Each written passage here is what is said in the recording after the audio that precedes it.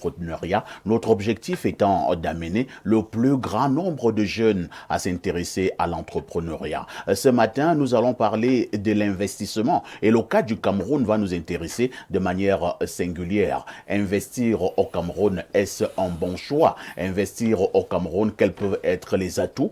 Probablement également les inconvénients. Nous en parlerons de manière profonde dans le cadre justement de cette production. Toujours dans le cadre de votre programme, on accueillera également Claudia, comme vous le savez très bien, qui nous amènera du côté des kiosques. La température qui prévaut en kiosque vous sera donc proposée dans quelques minutes. La dénonciation est également restée de mise. Elle vous sera également livrée comme d'habitude. De toutes les façons, nous ferons encore ce pourquoi nous sommes payés. Nous sommes payés pour vous donner l'information, rien que l'information, mais alors toute l'information. Pour bénéficier de toutes ces délices, il faut être connecté au canal 6, mais également au canal 317 sur Canal Plus International. Nous émettons 24 heures sur 24 à partir de Yaoundé, la capitale du Cameroun, un pays que dirige son Excellence Paul Biya. Et nous allons accueillir tous ces invités qui nous accompagnent déjà. Ils sont bel et bien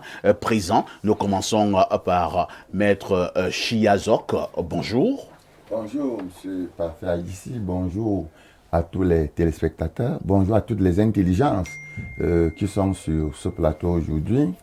Je voudrais de manière particulière, M. Parfait ici, dire rapidement quelque chose qui m'énerve un peu. Oh là là. Ça concerne le ministère de l'Éducation de base. En réalité, lors des recrutements des contractuels dans ce ministère, plusieurs Camerounais et Camerounais choisissent des écoles dans les profondeurs de la région de l'Est, juste pour être recrutés, obtenir les numéros matricules, et dès que cela est fait, ils remontent au ministère de l'Éducation de base pour obtenir des affectations. Toutes les écoles dans cette partie du Cameroun sont à cet effet abandonnées. Je voudrais vous prendre un exemple simple. Dans mon propre village, le village Beul, en sous-centre de CPE, nous n'avons qu'un seul enseignant payé par l'État. Et le reste des enseignants sont des enseignants qui sont payés par l'association des parents d'élèves, où on impose à chaque élite de s'occuper d'un enseignant, de le loger et de voir comment est-ce qu'il peut lui payer le salaire à la fin du mois. C'est donc une interpellation. Je crois que c'est le cas aussi dans la région du Sud. Donc, certains Camerounais qui n'acceptent pas de travailler partout, choisissent Ngoela par exemple, choisissent Melundu, choisissent Salapumbe, juste pour obtenir les numéros matricules. Et dès qu'ils ont ces numéros matricules, ils abandonnent des écoles et se font affecter ailleurs. Pourtant, dans ce contrat, en principe, ces enseignants doivent passer 5 ans dans ces écoles. Parce que ce sont des enseignants contractuels. Dans leur contrat, ils signent pour 5 ans. Comment ça se passe donc qu'ils obtiennent facilement les mutations pour aller servir ailleurs? De toutes les façons, je pense que la dénonciation est passée. Nous connaissons le doigté, nous connaissons la rigueur du ministre de l'Éducation de base au Cameroun, le professeur Laurent-Serge Etundingwa. Je pense que ce que vous venez de relever là, nous ne le voyons pas. C'est donc une stratégie pour certains d'être simplement recrutés. Et maintenant, une fois recrutés, il négocie une affectation et il ne s'occupe plus de l'endroit où pourtant il avait jeté son dévolu. Je pense que les autorités de l'enseignement de base ont suivi et on prendra un certain nombre de mesures pour être un peu plus vigilant sur ces choix. Merci, vous êtes un homme politique, vous êtes président justement de cette formation politique, le FDI. Le RDI, voilà. Merci d'être là ce matin. En face de vous, nous accueillons Joseph Zambo. Joseph Zambo, bonjour. Bonjour, Papa ici et bonjour aux millions de téléspectateurs qui nous suivent. Merci d'être là ce matin. Vous êtes chef d'entreprise, expert en entrepreneuriat. À côté de vous, nous avons également un autre chef d'entreprise, un autre expert en entrepreneuriat pour ne présenter que ses casquettes pour celui-là. Il élabore plusieurs. C'est Ibrahim Maxime Julien, bonjour. Bonjour Papa ici, bonjour à tous les millions de téléspectateurs, bonjour à tous les co-panélistes de ce matin. En face de vous, on accueille le digne fils de Boumiebel. Il restera sera le descendant de Oumniobé, alias Castou, depuis le début de cette année 2025. Pierre Blériot, Niamek, bonjour. Bonjour, parfait ici et merci de m'accueillir sur votre panel ce matin. Je suis très heureux. Je souhaite bonne arrivée en France à Hermine Oumniobé, qui était dans le vol la nuit. Elle m'appelle souvent mon petit chéri. C'est la première fille de Oumniobé. Elle est devenue première après la mort de Tata Léa. Donc elle a rejoint la France cette nuit. Elle était au Cameroun pour une période d'1 mois. Ça s'est bien passé pour elle. Et la merveilleuse trouvaille qu'elle a faite pendant qu'elle était au Cameroun, c'est qu'elle a retrouvé l'acte de mariage de Oumniobé. C'était perdu? Dans les archives à Ezeka. Vous savez en quelle année il s'est marié? Non. En 1944.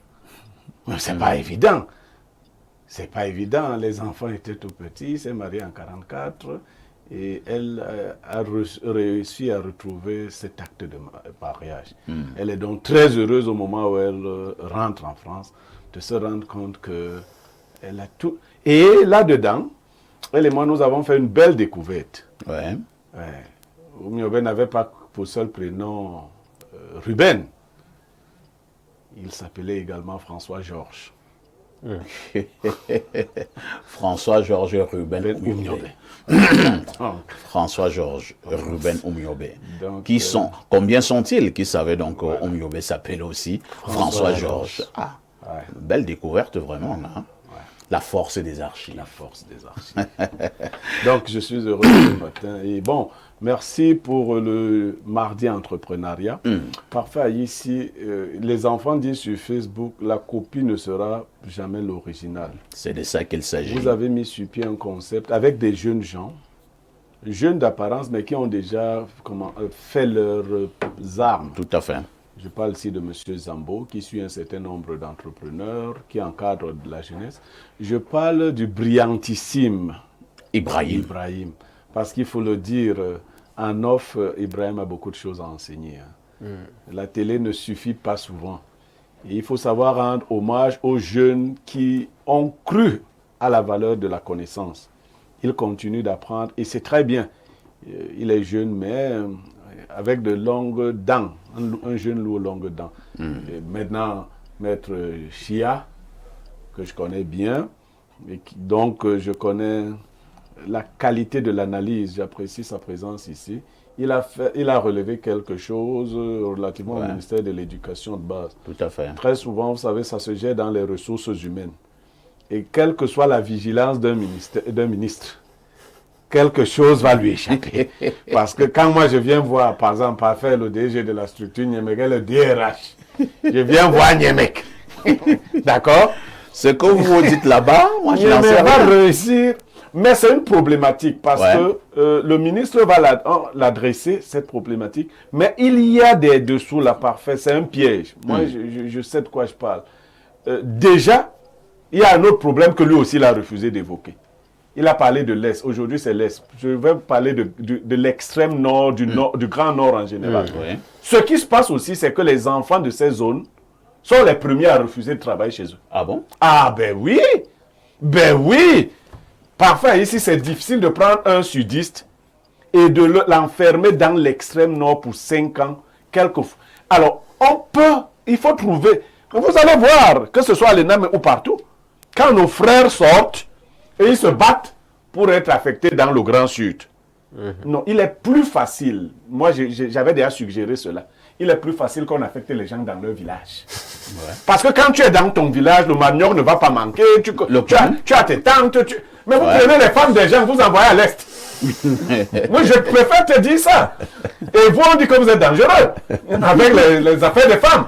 Donc, c'est comme ça que les mariages se brisent. Vous prenez les gens, vous envoyez à l'extrême nord avec les lamidos. Donc, non, pas fait. C'est une problématique. C'est une problématique dangereuse. Ouais. Les gens sont obligés de signer des engagements. C'était avant un engagement décennal. Maintenant, il est quinquennal. Ils signent parce qu'on cherche le travail. Mais tu arrives des fois, je ne parle pas de son village particulier, mais certains villages sont hostiles. Parfait, j'ai vu un fonctionnaire dormir à la belle étoile dans un village du Cameroun. Oh là là. un maître d'école primaire. Heureusement même encore que c'était un homme. Vous savez ce qu'on a fait dans ce village? Non. On a trouvé les chambres aux filles, aux maîtresses. On a dit que pour les maîtres, qu'ils se débrouillent. On peut tu sais, facilement comprendre pourquoi ceci- on trouve rapidement des chambres aux filles. Voilà, c'est même les élites. Et maintenant, les filles, même là, restent chez qui? Chez les élites, non. Ça veut dire ce que ça Ça veut dire. Et les hommes, ils dorment à la... Non, quelquefois, c'est pas évident. Le ministère de l'Éducation de base a un sérieux problème à gérer là. Beaucoup de sensibilité. Il faut beaucoup de tact. Et je crois que le professeur Laurent Serge Etundingwa fait preuve vraiment de beaucoup de... Parce que quand c'était, je vais sortir par là, la ministre Amanadama, paix à son vous nom. savez quel était le problème? Non. Comme elle était donc du Nord et qu'il fallait privilégier le Nord, non, tout le monde qui sortait, on t'envoyait au Nord. Non, il faut mais vous ne pouvez pas imaginer. Et c'était un engagement décennal, 10 ans à ici. Obligé d'y rester pendant 10 ans. Les gens qui sont nés là-bas, qui sont habitués à ce climat, eux, ils sont à Yaoundé. Toi qui n'as jamais essayé ça, on t'envoie là-bas 10 ans. C'est suffisant pour que beaucoup de choses se brisent. Merci, Donc, hein. essayons Merci. de ménager la chèvre et le chou. Pierre Blériot, vous allez donc garder le microphone cette fois-ci pour nous donner la sagesse de ce mardi matin. Si ton ennemi aime un ami autour de toi, surveille bien cet ami. Ton ennemi est peut-être à côté de toi. On peut reprendre? Si ton ennemi aime un ami autour de toi, surveille bien cet ami. Ton ennemi est peut-être à côté de toi. Ça veut dire quoi? Ça veut dire qu'en général, ceux qui ne nous aiment pas, n'aiment pas ceux qui nous accompagnent avec loyauté et fidélité. Mais si vous voyez déjà qu'on aime vos ennemis, aiment vos proches, peut-être que vos proches sont vos véritables ennemis. Il faut bien les surveiller. Hein, ici. J'avais eu ce problème. Voilà. J'avais eu ce problème. Voilà pourquoi je souriais. Blériot. À une certaine époque, j'avais une copine avec qui on était à très loin au niveau de la relation. Oui. Mais je constatais simplement qu'il y avait certains membres de ma famille avec qui je ne m'entendais pas du tout. Et je pense même que ces personnes-là, si ils avaient la possibilité d'en découdre, ils n'allaient pas hésiter un seul instant. Mais je constatais simplement que cette copine était très liée à ses ennemis de la famille. Ses ennemis l'aimaient beaucoup. Ses ennemis l'aimaient beaucoup, voilà, c'est même ça. Oui, c'est ça. Ses ennemis l'aimaient beaucoup, et ses ennemis-là me disaient que non, c'est une très bonne femme, il faut la prendre pour épouse. Et moi, ça m'inquiétait. Parce que, est-ce que ces ennemis-là peuvent vouloir ce qui est bien pour moi? Et j'avais donc un déduit. J'ai déduit en disant que c'est sûr même que cette copine est dangereuse. Voilà pourquoi mes ennemis l'adorent. Peut-être ils vont passer par elle pour en finir. Si tes ennemis aiment un ami autour de toi, surveille bien cet ami. Blériot reprend encore cette sagesse. Si tes ennemis aiment un ami autour de toi, surveille bien cet ami. Ton ennemi est peut-être à côté de toi. Méditez très profondément sur cette sagesse de Blériot de ce mardi matin. À tout de suite pour la suite.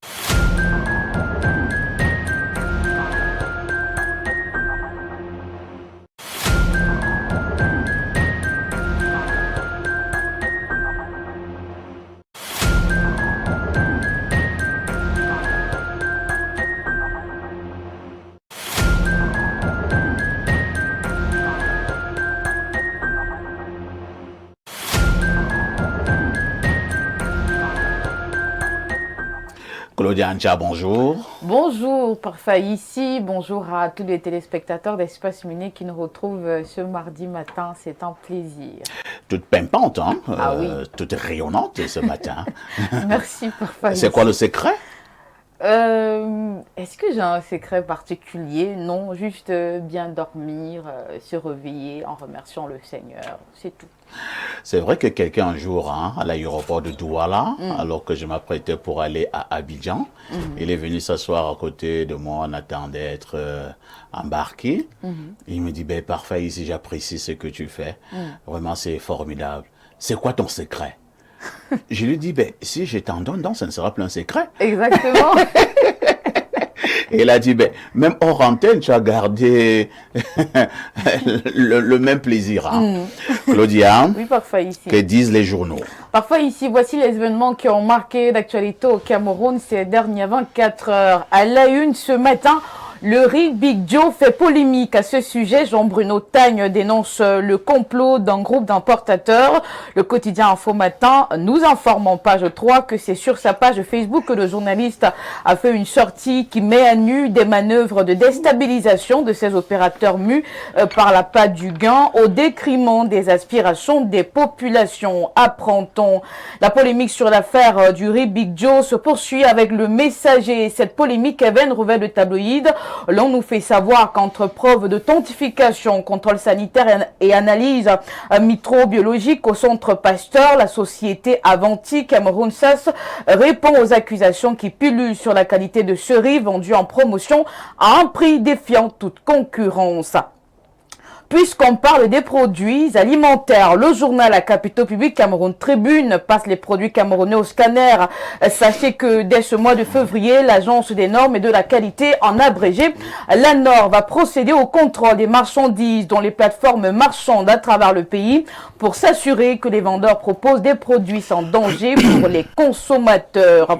L'actualité en kiosque ce matin, c'est aussi ces faux médicaments d'une valeur de 5 millions de francs CFA saisis dans la région de l'Ouest pour le compte de l'année 2024. Ce montant a été dévoilé lors de la réunion du comité régional de lutte contre la vente illicite des médicaments et des produits pharmaceutiques impropres à la consommation. La dite rencontre s'est tenue le 22 janvier dernier à Bafoussam sous la houlette du gouverneur, précise le journal Le Jour. À retenir également ce mardi, dans l'affaire Covid-Gate, le quotidien Mutation nous apprend que des responsables du ministère de la Santé publique sont entendus depuis quelques semaines devant la Chambre des comptes pour faute de gestion de la crise sanitaire du coronavirus. Signe de plus que le dossier n'a pas été classé et pour les curieux, la vague d'audition est à découvrir en page 3. Dans la suite de l'information, presse ce 4 février, Thierry Patrick Ondoa nous propose de faire le point sur la rigueur et la moralisation. Fortune publique, Paul Biya. Les écueils sont à découvrir de la page 3 à 7 ce matin. En éducation, ce deuxième jour de la semaine, l'on apprend que 343 enseignants sont absents de leur poste de travail dans le Grand Nord. L'œil du Sahel nous donne les précisions sur cette actualité concernant l'enseignement secondaire. Prenons des nouvelles de la présidentielle 2025. On en parle d'ailleurs depuis plusieurs mois. Voici les nouvelles de ce matin. L'on apprend qu'en proche de Camto pour faire la guerre au Boulou, Jacques Blaise Mvier laisse couler son entrée en page 2. Je clôture cette revue de presse avec le quotidien Réalité Plus. Paul Gouarekindi présent dans sa parution du jour les grands chantiers de la sûreté nationale en 2025. Je m'en vais vous les citer. Notez par exemple en 2025, le DGSN prévoit de lancer officiellement l'opération de fabrication de la CNI et du passeport biométrique, de réhabiliter des unités de police, de construire des unités de commandement, des vidéosurveillants dans les départements et puis enfin doter des unités en matériel roulant, etc. Voilà ce qu'il faut retenir des informations parues en kiosque ce mardi matin. Parfait ici. Merci hein, Claudia pour toutes ces informations. Donc fraîche parues en kiosque ce matin. Il ne me reste qu'à te souhaiter un bon mardi. Hein. Bon mardi à vous. Retourner à la rédaction centrale. Exactement, tout à fait. À la rédaction centrale. On vous a vu faire souvent de très bons reportages. Hein. Bah oui. Il faut continuer à vous appliquer. D'accord, parfait ici. Il ne faut pas faire comme certains journalistes. Au lieu de faire des bons reportages, ils regardent surtout le gombo. Tu sais ce qu'on appelle le gombo en journalisme? Après, c'est important, oui. Qu'est-ce qui est important? Le gombo? Le gombo, c'est important aussi. On travaille Ça pas pour booste rien. le travail. Tout à fait. Quand tu as reçu un bon gombo, entre guillemets, je pense que l'inspiration, ça coule en ce Mais moment-là. parfois, le gombo glisse. Ça glisse tellement qu'on se retrouve dans des prisons, je veux dire. Claudia, Oui, parfait. à demain 10h. À demain 10h dans Suite d'émission. N'oublie jamais le conseil. Petite Claudia, tout ce qui brille n'est pas or. Ma petite reste très très prudente. Merci beaucoup. Hein. Nous le disions déjà avec Maître, je pense que Blériot, effectivement, est revenu maître de l'emphase. Il s'agit justement de cette situation du côté du Grand Nord. Plus de 332 enseignants absents de leur poste dans le Grand Nord. Je pense que le journal... Ça, c'est même l'enseignement secondaire. Voilà, le journal L'Œil du Sahel revient également sur ce phénomène. Nous parlions tout à l'heure de l'éducation de base. L'Œil du Sahel revient sur l'enseignement secondaire. Plus de 332 enseignants absents de leur poste dans le Grand Nord. Pierre Blériot. Oui, mais parfait ici, je l'ai dit ici de manière un peu cursive, pour indiquer quelque chose. Vous savez, on a créé l'école normale de Maroua. Vous vous rappelez? C'était pour répondre à une problématique qui se posait. Lors de la création de l'école normale de Maroua, nous nous souvenons tous de ce qui s'est passé. Tout à fait. Les résultats sont sortis et l'élite du Grand Nord a dit que non, on ne peut pas avoir une école normale à Maroua. Sur les terres de nos aïeux. Et tous leurs enfants ne font pas cette école, ceux qui ont concouru. Le ministre Famine Ndongo avait sorti les résultats. Vous savez, il a reçu une rébuffade du chef de l'État qui a fait valider les noms de tous ceux qui avaient déposé. Il fallait simplement déposer le dossier. Étude du dossier. Et sur l'étude du Sur dossier. l'étude du dossier. On a pris tout le monde. Tout le monde. Shia, la vérité, c'est donc que quand ces enfants sont sortis de l'école normale de Maroua, tous ont négocié pour venir dans le Grand Sud. Dans mon village, il y a 3 professeurs du Grand Nord de cette formation-là. Voilà. Ils ont donc tous négocié. Alors, essayons de voir un peu la logique. Vous dites que l'école est sur nos terres. Nos enfants doivent obligatoirement la faire. Ils la font pour répondre à un problème, à un besoin réel dans le Grand Nord. Tout à fait. Une fois qu'on a fini de vous former, vous dites que non, vous ne pouvez plus rester. Vous allez au Grand Sud. Vous allez au Grand Sud. Maintenant, les enfants du Grand Sud qui ont été privés de cette école, du fait qu'on devait vous prendre là-bas obligatoirement, eux, ils doivent être balancés là-bas. Non. Vous voyez, ça pose un problème de justice sociale. Et quand on le dit comme ça, ce n'est pas de la stigmatisation. On évite que les populations sédimentent un certain nombre de mauvais réflexes. Très bien. Donc, il faut régler ce problème-là. Moi, je ne sais pas. Il y a une université qui est en train de naître, qui est née à Ebolova. Tout à fait. Il y a une université qu'on vient de créer À à Bertois. Je n'ai pas entendu ce genre de revendication. Hein. Jamais. Je n'ai pas entendu les gens de Bertois dire que... Comme il faut l'université est construite sur les les terres de nos aïeux. de nos aïeux, que tous les enfants de Bertois soient pris là-bas. Non. Je n'ai pas entendu les gars de Bolova dire la même chose. Donc, il faut qu'on évite de donner l'impression que c'est du 2 poids, 2 mesures. Et d'ailleurs, dès qu'on parle seulement de ce côté-là, on réagit vite. On a dit que c'était le vivier électoral, bon, je ne sais pas. 45% de l'électorat. Voilà. À tout de suite pour la suite.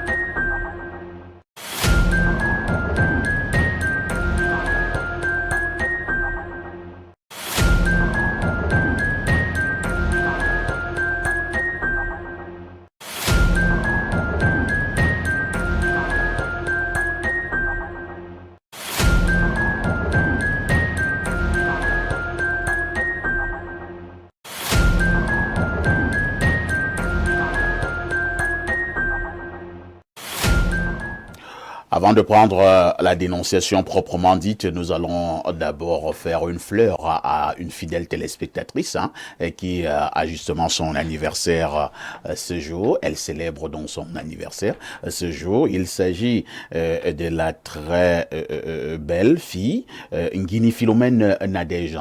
Elle réside du côté des Bolova. C'est son jour aujourd'hui. Joyeux anniversaire Nadège Ngini Philomène. Vous êtes une fidèle téléspectatrice, mais également une jeune dame au grand cœur. J'espère que nous bénéficierons tout à l'heure du partage du gâteau. Mais moi, je préfère de temps en temps le Namungwan. Donc, joyeux anniversaire à Nadège à partir des Bolova. Nous allons également adresser nos sincères félicitations ce matin à l'équipe dirigeante du Canon de Yaoundé et qui vient de réaliser un exploit, ce qui dépasse par moment des grandes fédérations, dont le Canon de Yaoundé a son nouveau bus, un bus flambant neuf. Le Canon de Yaoundé a donc son nouveau bus.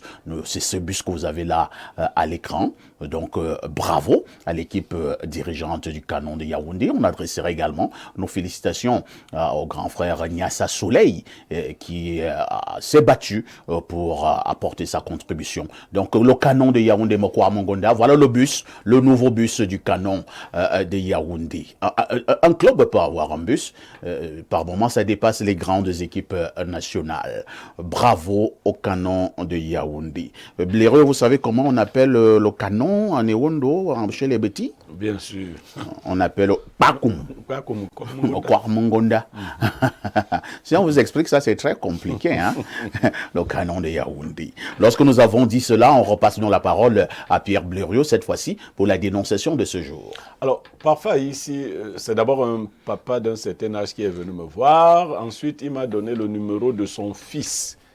Mais c'est son fils adoptif qui vit du côté de l'Angleterre. J'ai échangé avec le jeune homme, le monsieur. Et voici leur histoire. En fait, le papa en question était un ami au père de ce jeune homme qui est décédé, laissant un terrain déjà titré à son... Attends, je n'ai pas bien compris. Le papa qui est venu me voir oui, est père adoptif d'un jeune homme qui vit du côté de l'Angleterre. très bien. Le papa adoptif était l'ami du papa géniteur de ce jeune homme. Lui, il est mort? Il est mort. Très bien. Et il a laissé un terrain titré. Qui a laissé le terrain? Le papa Celui décédé. qui est mort. Un terrain titré à son propre nom. Très bien. Donc, et depuis la mort du papa, le jeune homme a fait loger son papa adoptif sur ce terrain, a construit un petit truc de fortune pour ce papa adoptif et lui envoie constamment de l'argent. Un peu de blé. Un peu de blé pour vivre. Il le considère comme son père. Le papa a de bons conseils et tout le reste. Il faut même dire qu'ils ne sont même pas de la même tribu, mais ils vivaient comme ça. Le terrain fait 1200 mètres carrés. Le jeune homme apprend donc, il y a quelque temps, que le papa aurait vendu le terrain. Le papa adoptif? Le papa adoptif aurait vendu le terrain. Bon, et que les gens sont en train d'engager les travaux. Sauf que, les juristes sont là, ce qui a échappé au papa adoptif, c'est que lui, il a vendu le terrain parce que le fils lui a fait confiance en lui donnant les titres fonciers. Et tout le reste, la documentation est sur place. Il a donc vendu le terrain, on ne sait pas comment, il y a des gens qui achètent des choses. Mais ils ont oublié quelque chose, ils ont mis dans l'acte de vente une date qui est ultérieure à la mort du propriétaire du terrain. C'est-à-dire, la date indique qu'ils ont vendu le terrain après la mort du propriétaire. Le jeune homme est arrivé au Cameroun et est allé dans les services de cadastre et autres. On lui a dit non, il faut faire une mutation par décès. C'est ce qu'on lui a dit. Il a engagé de faire la mutation par décès et il n'a trouvé aucun obstacle puisque ceux qui ont acheté le terrain ne pouvaient pas, sans mutation par décès, acheter ce terrain. Ils l'ont acheté sous seing privé, ils ont fait des choses. Le jeune homme, lui, il a fait la mutation par décès, a donc enlevé le nom de son papa et est devenu, parce qu'il avait déjà le jugement d'hérédité, est devenu donc propriétaire d'un nouveau titre foncier qui dit que c'est lui. Sauf que son papa adoptif qui avait déjà vendu le terrain a des acheteurs qui veulent faire des travaux. le jeune homme a intenté un procès contre les acheteurs et les acheteurs ont intenté un procès contre le vendeur. À l'heure où on est, le vendeur est aux arrêts. Le papa adoptif. Oui, le papa adoptif est aux arrêts. Disons qu'il comparait libre, entre guillemets. Il a été arrêté d'abord, ensuite relâché, il comparait libre. Il est venu me voir pour que je parle à son fils adoptif. Ah, c'est le papa adoptif qui est venu. Qui est d'abord venu me voir. C'est lui qui est d'abord venu me voir. Enfin, il venait donc dénoncer. Non, il ne venait pas dénoncer. Il venait donc faire quoi? Bon. Enfin, il m'a dit qu'il ne vient pas dénoncer. Oui. Il m'a donné le numéro de son fils. Il m'a dit que son fils aime souvent m'écouter et tout le reste. C'est un fan. Voilà, je l'ai donc appelé. Il m'a dit, oui, il a ta cité, il connaît même, il nous connaît tous. On a causé. Il m'a dit que, monsieur Niamey, moi, il n'y a aucun problème. Moi, j'ai mon terrain. Le reste... Et c'est lui qui m'explique donc comment il prenait soin de ce papa adoptif. Incroyable. Il dit, mais il ne peut pas me faire ce coup. De toutes les façons, il va trouver une solution avec ses acheteurs. Puisqu'il a reçu de l'argent. Il doit bien avoir mis cet argent quelque part. Moi, ce n'est pas mon problème. Moi, j'ai mon terrain. C'est ce qui est important. Voilà. Le papa adoptif a à peu près quel âge? Il est dans la soixantaine. Dans la soixantaine. Ouais. Le monsieur, lui, il a 37 ans, m'a-t-il dit. Il a 37 ans. Le papa adoptif, là, il travaillait? Oui, bon, il était plombier. Il est plombier. Il se bat. Bon, il se battait. Oui, moi, il s'en sortait quand même, hein, un peu là. Bon, enfin, bon je reprends un peu. Lorsque le papa adoptif vient te voir, il dit qu'il faut que tu parles à son fils. Pour lui dire quoi? Faut qu'il laisse la procédure, que le terrain s'en aille? Bon, non, il a dit que... Je crois qu'il souhaite que son fils l'aide à rembourser les acheteurs. Bon. Parce qu'il s'est rendu compte, effectivement, que les acheteurs ne peuvent pas jouir du terrain.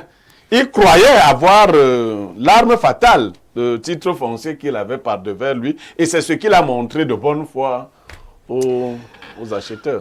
Avant de passer la parole à l'homme de droit qui est sur ce plateau, je vais me poser une question. Est-ce qu'il faut vraiment continuer encore à aider son prochain?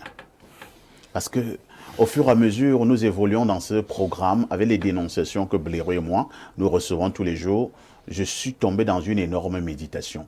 Est-ce qu'on doit continuer à aider?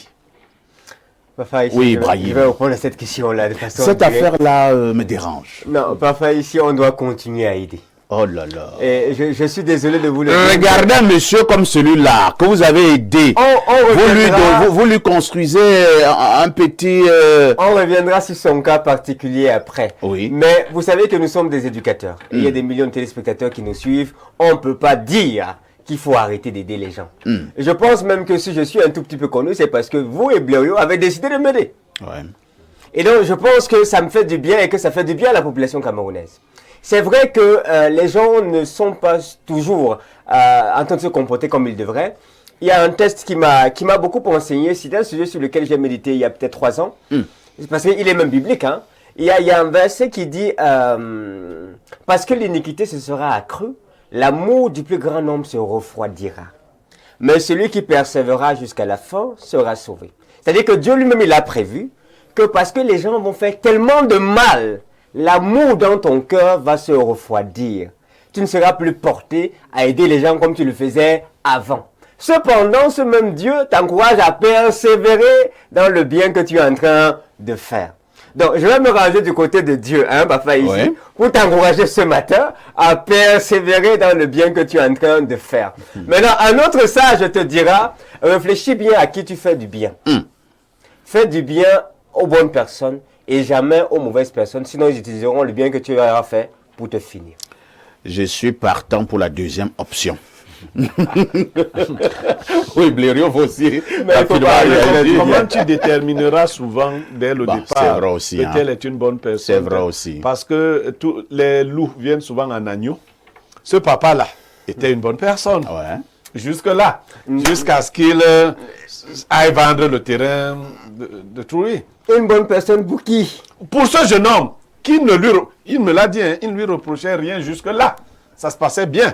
Il traitait ses affaires. Alors qu'il était un serpent caché.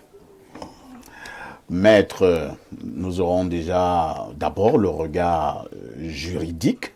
Et maintenant, vous pourrez aussi apporter votre regard, probablement sur le plan moral. Oui, je pense que les acheteurs doivent s'en prendre à eux-mêmes. Parce que si un titre foncier, ça veut dire que ce titre foncier porte un nom. Le nom du propriétaire. Et que si celui-là est mort, il faudrait que pour qu'on vende ce terrain, qu'on produise d'abord un jugement d'hérédité qui définit qui est héritier ou co-héritier avant d'accepter de faire le marché, permettez-moi l'expression, de ce terrain. Ça, c'est la première chose. La deuxième chose, si les acheteurs n'ont pas été vigilants, au moins celui qui a signé le certificat de vente, en principe, ça devrait être un notaire. Parce que là, nous n'avons pas de précision. Non, ce n'est pas un notaire. C'est pas un notaire. C'est pas un notaire. Ça tombe encore chez nos frères gendarmes et policiers. Qui ont été écartés par le législateur camerounais sur la gestion, la vente des terrains. Mais parce que lorsqu'ils signent un certificat de vente, il y a un pourcentage qu'ils prélèvent. Ah bon? Ils sont donc obligés, ces commandants de brigade et ces commissaires de sécurité publique, de piétiner la loi au profit de ces petits avantages. Et c'est justement à ce niveau qu'il y a problème. Parce que si le père, qui est de mauvaise foi d'ailleurs, avait des bons conseils, la vente en elle-même est nulle. Parce qu'on saisit directement le tribunal de premier degré pour nullité de vente. Ça existe. Alors, pour éviter donc que on fasse ce qu'on appelle souvent chez nous la déclination de compétences. On fait donc une assignation en nullité de vente devant le juge du tribunal de grande instance pour annuler cette vente parce que c'est lui qui a signé le certificat de vente n'a pas qualité. Alors, maintenant, la vente, elle est déjà là. Le vieux est donc poursuivi pourquoi? Il est poursuivi pour escroquerie foncière. Il est poursuivi pour escroquerie foncière. Ce terrain ne l'appartient pas. Il n'avait pas qualité de le vendre. Alors, moi, je vais poser une question brutale. Est-ce que ce vieux peut aller en prison? Oui, justement. C'est une infraction correctionnelle. Vous savez que ce n'est pas parce qu'on ajoute foncière, c'est de l'escroquerie. Et tout ce qui concerne le vol, les abus de confiance et les escroqueries sont définis par l'article 318 du Code pénal. Ça veut dire que c'est porter atteinte à la fortune d'autrui, soit par vol, par abus de confiance, par escroquerie. On ajoute seulement foncière. Donc, et c'est une infraction qui condamne entre 5 à 10 ans de prison ferme. Donc, je pense que ce vieux s'est mal comporté. Et maintenant, sur le plan... Non, il faut préciser, parce qu'il y a d'autres qui sont en train de se mal comporter sur l'affaire des terrains. Ça condamne combien de temps? Entre 5 et 10 ans, l'escroquerie foncière. Donc, entre 5 et 10 ans, 5 à 10 tu ans. peux prendre le maximum, oui, 10 ans. 10 ans. Tu peux prendre le maximum. Maintenant, Au moment où nous sommes en train de parler, il y a des escrocs, fonciers qui nous écoutent et qui nous regardent. Parce que tout le monde regarde Espace Mini, les bonnes personnes, les méchantes personnes, tout le monde regarde. Oui. Donc, ils peuvent aller en prison. Ils peuvent aller en prison. Mais le problème maintenant, c'est pour aller en prison, comment on fait? On doit être jugé et qu'on soit déclaré coupable. Tout à fait. Alors, quand on sait que c'est toute une machine, il y a les gens qui posent certains actes exprès, sachant qu'il y a des dessous de table qui interviennent partout. Ça peut retarder la procédure. Il y a des voies de recours. Vous venez de le relever tout à l'heure. Je crois que c'est M. Niamey qui l'a relevé, qu'il était arrêté. Aujourd'hui, il est poursuivi libre. Vous verrez que sûrement, il a obtenu sa liberté sous caution. Il a sûrement versé de l'argent. Et caution là, on peut mettre entre guillemets, parce qu'il y a des cautions sur le plan du droit qui doivent être versées chez le greffier en chef. Très bien. Contre reçu. Et Merci. que si vous êtes déclaré au fond non coupable, on vous restitue cet argent. Mais il y a C'est vrai que cette affaire également d'être libéré sous caution au Cameroun, ça va déjà aussi dans tous les sens. Il y a c'est devenu aussi, maître, apparemment un business pour certains magistrats Elle dit que moins de choses, on te libère sous caution. On te libère sous caution. Imagine le nombre, parce que c'était un jour, et les magistrats, certains ont le pouvoir. Et il y a l'autre Attends caution. d'abord, maître. Voilà comment ils font ça. Et c'était devant moi. Et quelqu'un regarde comme ça. Alors, il appelle tel. C'était en soirée, hein, donc 19h. 19h. Au moment où on voulait donc déjà envoyer, d'autres devaient être déférés. Elle dit que tu vas donc À Kondengui. à Kondengui, donc on te met sous mandat de dépôt. D'autres repartaient donc dans les commissariats ou bien dans les brigades pour revenir le lendemain. Et c'était un week-end. Donc vendredi soir. Un vendredi soir. 19 donc heures. c'était compliqué. Vers 19h, le gars vient donc. On a pas dans une longue liste. Tel, il regarde, monsieur comme sous caution, 500 000. On te met de côté. L'autre, commissariat central numéro 1. L'autre, ils appellent un mandant. Un garant. Un garant, voilà. Un garant. L'autre, sous-caution, 700 000. L'autre, devant moi, les sous-cautions l'avaient donné plus de 3 millions. Et que, à 19h, je suis resté comme ça, dit, l'affaire c'est paye, hein. Tu voulais devenir magistrat. J'ai voulu devenir magistrat. Appelle notre ami Banga Pierre, procureur. Moi, je dois là pour d'où va cet argent? Bon, maintenant, je voulais poser la question. magistrat. Où va cet argent? Les frais de caution. Comme Ibrahim pose la question, bon, j'avais la même caution. Les frais de caution, là, ça va dans les poches de qui? Dans les poches de l'État ou bien dans les poches du magistrat? Donc, en principe, les cautions se paient chez le greffier en chef. Chez les greffiers en chef. Ah, tu dis en principe? En principe, ça fait. Ah ouais, je souligne en principe. Oui, en principe, tout en respectant la loi. Parce que la loi voudrait que le juge d'instruction ou le procureur de la République, parce que le procureur de la République intervient sur les affaires qui ont un caractère purement pénal. Et les juges d'instruction interviennent quand c'est un aspect criminel, bien que l'aspect criminel soit également pénal. Le juge d'instruction fixe donc une caution, cela est mentionné dans les procès-verbaux des dernières enquêtes. Alors, vous allez donc vous payer chez le greffier en chef, vous venez avec le reçu conjoint au dossier. Mais, il y a une autre pratique qui voudrait que ceux-là qui sont à côté du cours d'eau ne doivent pas mourir de soif. Ah bon? Ne doivent pas mourir Et de se soif. lèche quand même les doigts. Oui, oui, donc quand vous ne pouvez pas presser... Et se de- désaltère un peu. Oui, c'est normal. Dans le contexte, C'est normal. Dans le contexte camerounais, vous savez, on ne peut pas dans une république jeter un regard critique essentiellement sur un corps de métier quand toute la société est ce qu'elle est.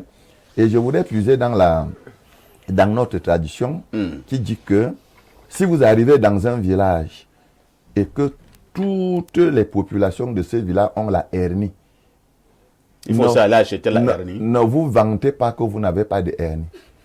Allez derrière la maison, casser la calebasse et poser aussi.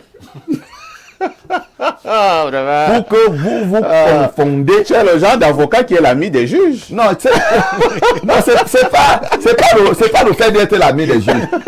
Monsieur Pafa, si nous parlons d'une société. Ibrahim est surpris. Nous parlons de la Maître, donc ça me dépasse un peu. Nous parlons de la société camerounaise. Vous avez vu tout à l'heure, pendant que je parlais de ce qui se passe à l'éducation de base, Oui. l'œil du Sahel a soulevé ce qui se passe aux enseignements secondaires. Et c'est la preuve de ce que les choses ne se passent pas bien.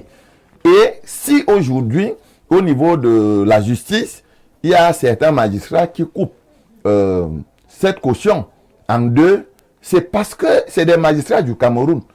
Si c'était des magistrats français, ça ne devait pas se passer ainsi. Ok, c'est bon. Bon, voilà. Maintenant, je voulais chuter pour dire sur chutons. le plan de la morale. Tout à fait. Et ça cadre parfaitement avec un sujet de philosophie que j'ai traité en classe de terminale. Le sujet disait ceci: faire du bien, est-ce faire du bien? Très Faire pertinent. du bien, est-ce faire Du bien. du bien? Ça fait longtemps que j'étais dans cette classe, mais c'est un sujet que j'ai toujours Il est resté d'actualité. d'actualité parce que lorsqu'on voit le comportement de ce monsieur de 60 ans environ, à qui un enfant qui n'a pas mis au monde a conçu une maison. Parce que c'est la chose la plus difficile. Oui. C'est l'un des investissements les plus importants Tout dans à la fait. vie d'un homme. Tout à fait. Il vous loge, il construit une maison, il vous loge, il envoie des subsides pour que vous mangez, que vous vivez. C'est sûr qu'il le traitait, même il le soignait. Bien sûr. Et Oui. que le merci à la mémoire de son défunt ami, C'est de vendre et ce de terrain. vendre ce terrain. Moi, je crois que c'est un monsieur cruel. Parce que, Il doit aller en prison. justement, D'accord. et c'est à ce niveau que le problème, donc des fameuses cautions que vous avez évoquées tout à l'heure, se pose. Et là, voilà maintenant qu'il compare Qui libre. est comparé libre. À Très tout bien. moment, il peut disparaître. Oui. Puisqu'il a encore l'argent qu'on lui a Vrai. donné. Merci. Joseph Zambo, votre regard sur ce fait d'escroquerie foncière. Dieu seul sait que pour le cas du Cameroun, ces cas sont légion dans nos tribunaux. Oui, mais justement, déjà pour le jeune homme qui avait son papa adoptif, on ne va pas le décourager à continuer à aider les gens. Et encore que dans cette affaire, il n'est pas perdant. À la fin, il a son terrain. Oh, il a son terrain, mais il a déjà perdu son temps, son énergie, son argent, ainsi de suite. Oui, bon, c'est le risque à payer pour aussi découvrir qui était son père adoptif. Il fallait bien. Est-ce qu'il faut encore l'appeler père adoptif? S'il faut l'appeler ce monsieur. Le principe, le principe ne change pas. Le principe ne Est-ce change qu'un pas. père escroque son fils? Bon, les raisons peuvent être multiples, mais lui n'a pas besoin d'ancrer. Par à exemple, l'intérieur de la ces raisons. sorcellerie.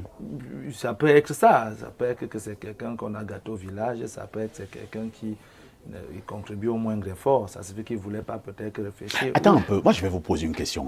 Qu'est-ce que ce papa se disait? Que le garçon qui est en Europe là-bas ne sera jamais au courant? Ou alors, quand il sera au courant, il va laisser? C'était ça?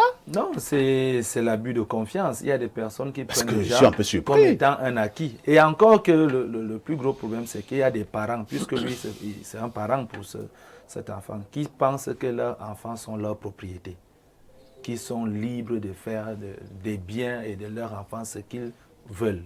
Il y a beaucoup de parents Très qui bien. pensent ça. Déjà qu'il faut mettre un enfant entre guillemets. Hein. Bien sûr. le Il faut feu déjà, du il faut bois. déjà bien mettre les guillemets, surtout avec ce qui s'est passé là.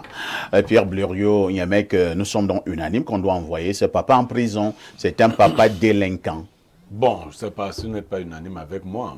Donc on doit le laisser. Non, maintenant je donne mon conseil aux deux. Parce qu'ils sont l'un est venu me voir, l'autre m'a appelé.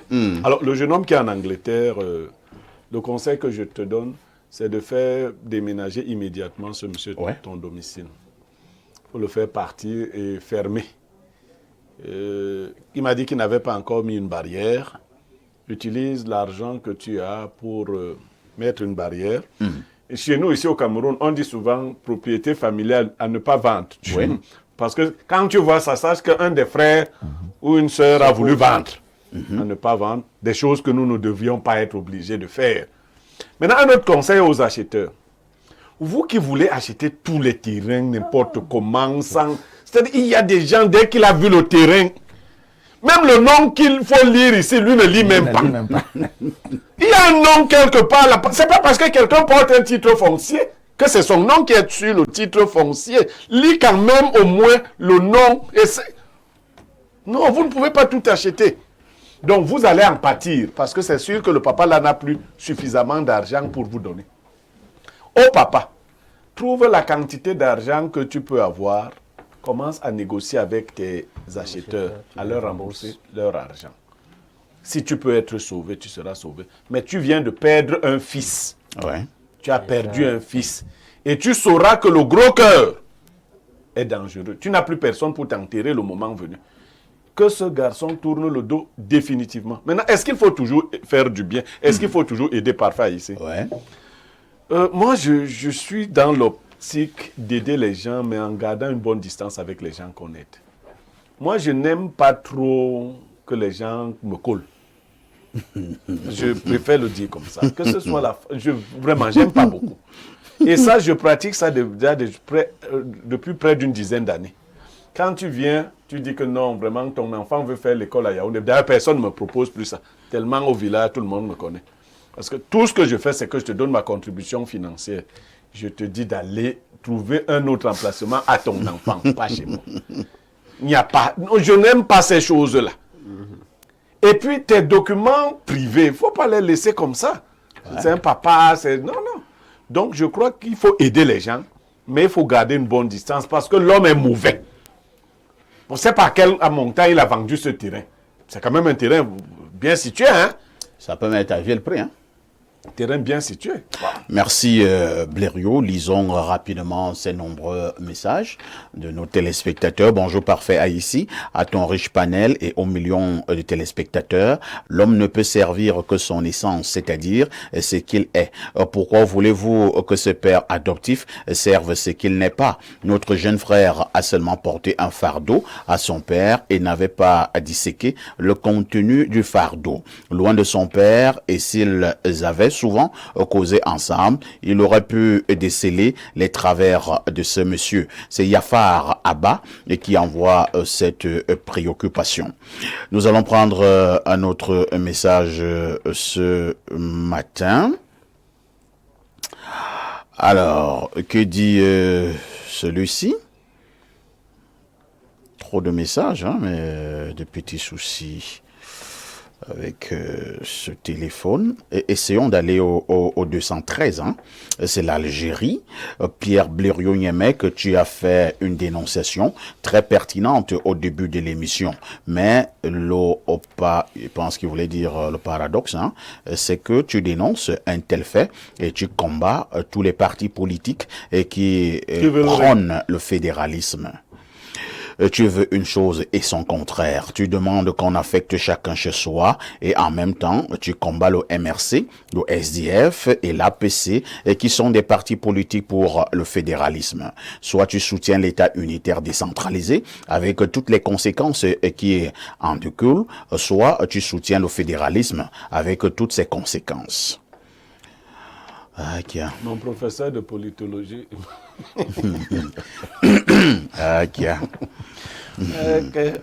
Alors, je pense que on va d'abord marquer une touche pause. Hein.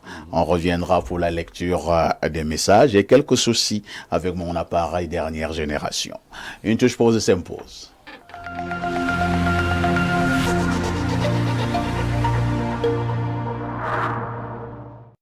Plongez dans l'excellence au cœur de Yaoundé. Imaginez un lieu où le luxe rencontre la modernité et le confort, où chaque détail a été pensé pour vous offrir une expérience unique.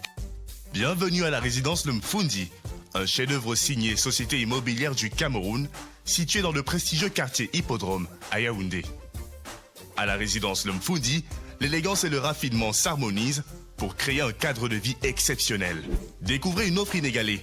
152 appartements haut de gamme, des configurations T1 à T6 avec cuisine américaine et européenne, 954 mètres carrés d'espace de commerce en rez-de-chaussée, idéaux pour vos affaires, 4130 mètres carrés d'espace de stationnement alliant intérieur et extérieur pour un maximum de confort, 3070 mètres carrés d'espace commun aménagés pour votre détente et votre bien-être. Chaque détail de la résidence Le Mfundi a été soigneusement étudié pour répondre à vos attentes. Pourquoi attendre? Offrez-vous la résidence de vos rêves dès aujourd'hui. Rendez-vous à la division commerciale et marketing de la Société immobilière du Cameroun sur l'avenue de l'Indépendance à Yaoundé. Société immobilière du Cameroun, la volonté de mieux vous loger. Le riz Big Joe, tellement on en a parlé que je ne calculais même pas ça. Je me suis retrouvée en train d'acheter ça. 15 000 francs le sac de 50 kilos. À première vue, j'ai apprécié l'aspect. Comme le riz mémé cassé est vraiment petit grain, je pensais que ça allait être gros, ça à l'amidonné, j'ai mis dans l'eau, c'était plutôt propre. Pas de déchets. Les Congos que je suivais sur Facebook, moi je n'ai vu aucun déchet à l'intérieur. J'ai cuit normalement comme le riz normal, excusez la tautologie. Pas de collé, pas de grain. Vraiment, c'était bon. Vous-même regardez. J'ai même fait la boule, j'ai décoré, j'ai mis mon fiang au window. Sauce cacahuète. Trop bon. J'ai apprécié. Vraiment, imaginez un peu, si je mettais un peu de cannelle pour parfumer, ça allait ressembler à...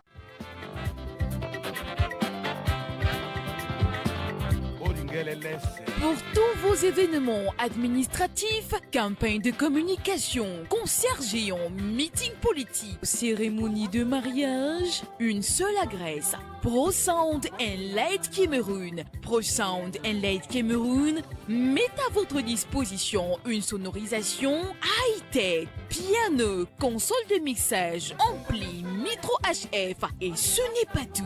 Pro Sound Light Cameroun, c'est aussi le rendez-vous avec l'écho des haut-parleurs pouvant couvrir des lieux de 500 à 5000 personnes. Briller avec un système de lumière intelligente sur des podiums modulables. Pro Sound Light Cameroun est situé à Olembe, Dubai City. Contact 654 85 81 03 673 58 07 62. Pro Sound Light Cameroun, animez vos événements avec le bon matériel.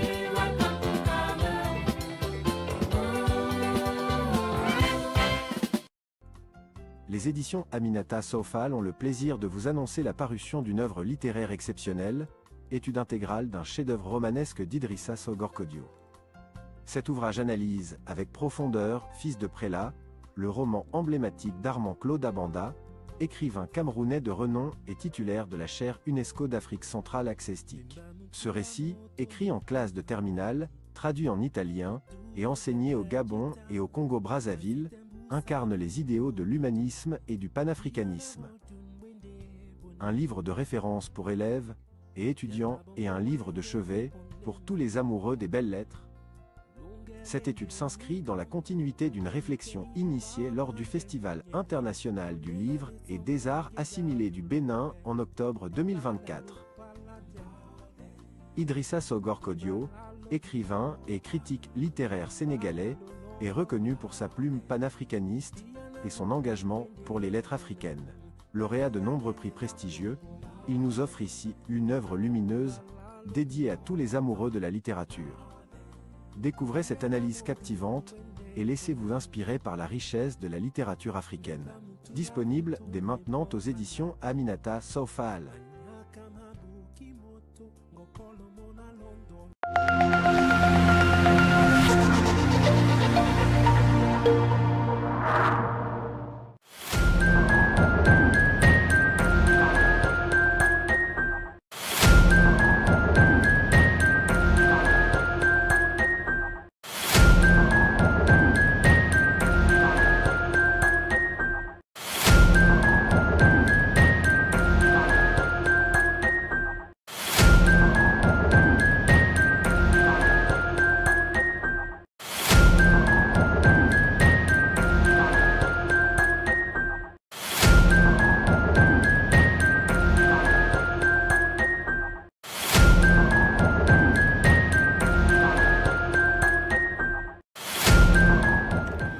Si vous nous retrouvez à l'instant, vous avez fait le meilleur choix, c'est celui de regarder Info TV et surtout d'être connecté sur Espace Mini, 10h, 11h52, de lundi à vendredi. Nous avons également cette actualité qui concerne les membres du Conseil supérieur des communautés de l'Ouest avec à leur tête l'honorable Paul-Éric Djongwe. Ils ont donc tenu leur assemblée générale. C'était en fin de semaine dernière. Il faut également dire que ça a été un réel succès où nous avons également eu la présence du ministre secrétaire général du comité central du RDPC, Jean Kouété. Pierre Blériot-Niemek, je pense que quand c'est bien, il faut féliciter l'honorable Paul-Éric Djongwe. Je pense que député au niveau de Yaoundé, ce monsieur a un travail remarquable. Parfait, ici, il y a des personnes qui fédèrent. Il y en a qui divisent. Pour ceux qui sont dans le monde à la fois politique et le monde des médias, Paul-Éric Djongwe est quelqu'un qui fédère. Il est le président du comité des élites de l'Ouest. Le Conseil supérieur des communautés de l'Ouest. Mais il est député depuis bien d'années à Yaoundé 2. C'est dans la zone de Tinga. Tout à fait. Et vous n'avez jamais entendu les petits dire que pourquoi un Bamileke est député à Yaoundé. Vous savez pourquoi? Non. Non, mais allez voir les réalisations de ce monsieur dans le territoire, sur lequel il a été élu. Chaque fois, il y a le truc des musulmans qui arrive là. Oui. La période du Ramadan et autres. Je vais citer jusqu'où. C'est quelqu'un que je connais particulièrement. C'est ce que nous attendons des élus de la nation quand vous décidez d'être un élu. Vous êtes d'abord un élu local. Ça fait que c'est un point d'ancrage pour ses frères qui viennent de l'autre côté. C'est un appui sûr.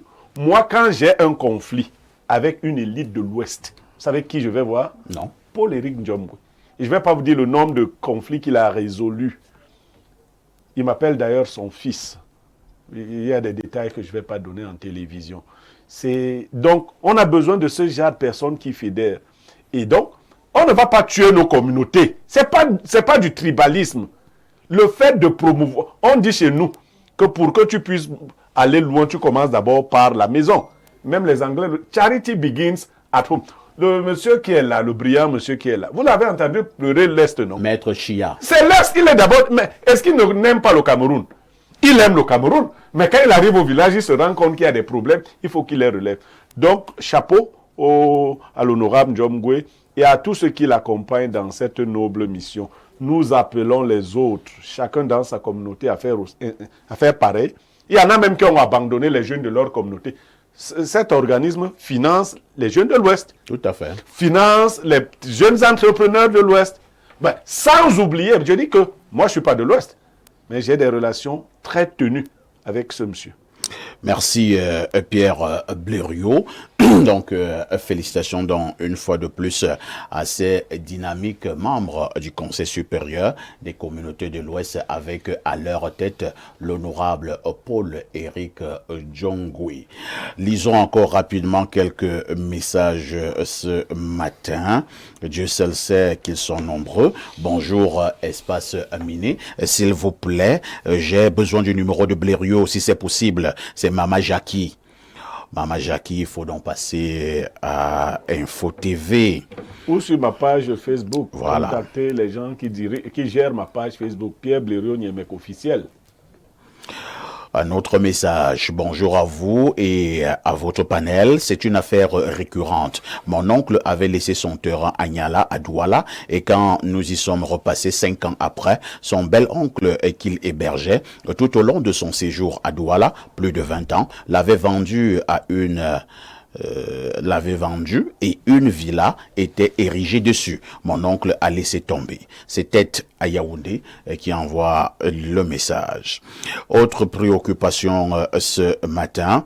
Bonjour Monsieur Parfait Haïssi et votre panel. C'est vrai que votre message est long, hein, mais sur ce plateau, nous vous encourageons à envoyer des messages précis et concis.